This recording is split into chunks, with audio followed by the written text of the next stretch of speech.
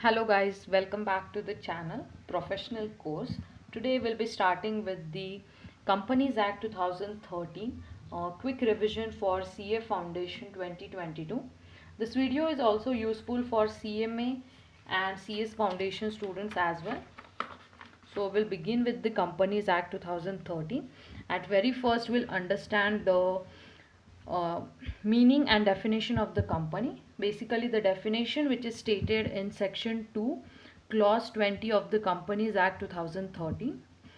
Company means a company incorporated under this act or any other previous company law. So under this act means 2013 which we are studying now, and any other previous company law means the previous company's law which was 1956, the last act. Before 2013 1956 was there, and before that there was one more act which is 1814, that is very old act. Currently we are studying 2013. So companies which are registered under this acts 1956 and 1814, these are also considered as company as per section 2 clause 20 of Companies Act 2013, which defines the company.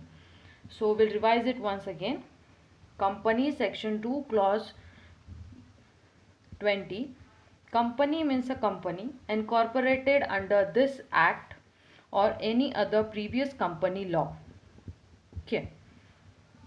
Moving to the features of the company. Very first, artificial legal person. So as we all know that company is not a natural born person. It is an artificial person which is created by law other than a natural person.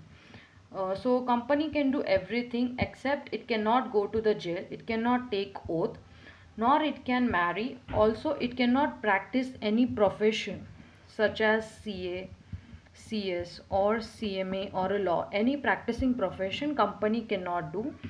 It acts through an human agency. This human agency is known as directors. Directors of the company runs the entire company, but these directors are not the agents of the company. Okay, it acts through human agency which are known as the directors, but directors are not the agents of the company. Just clear it. So we'll revise it once again.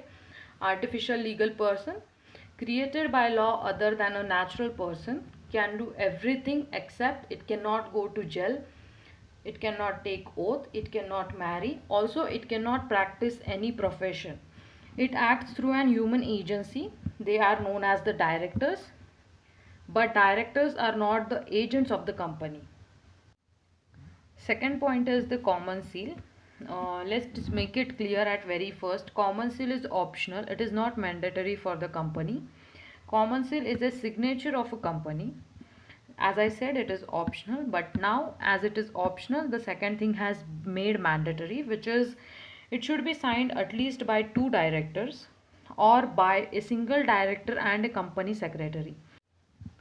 Third is perpetual succession. Perpetual succession means that company keeps on going even if its members are changed, one of its member dies.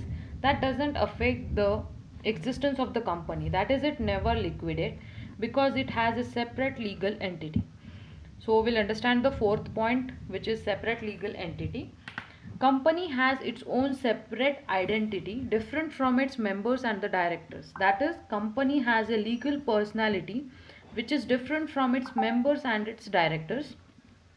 Company can own property, enjoy and also can dispose the property in its own name. Company can also hold a bank account in its own name, also can raise a loan, enter into a contract in its own name.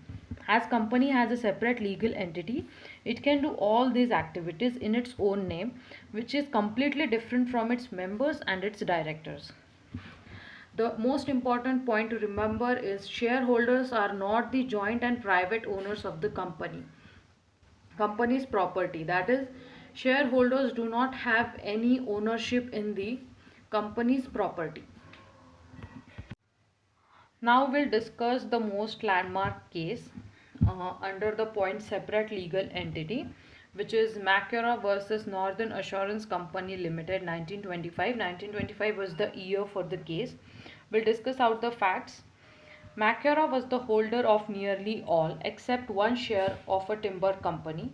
He was also a major creditor of the company. M insured the company's timber in his own name. The timber was lost in fire. M claimed insurance compensation.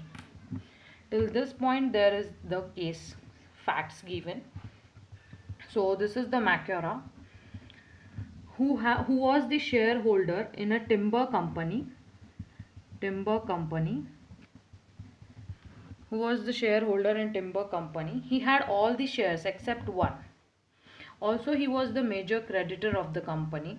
Northern Assurance Company Limited is an insurance company from whom the insurance was taken by Macquarie for timber under his name. This timber company has a timber. This timber's insurance was taken from this Northern Assurance Company. Okay? This insurance was taken under the name, under Macquarie's name. It was not taken under timber's name. Okay? It was timber company, but the insurance was taken under the Macquarie's name, who is the shareholder of the company. Okay? Shareholder.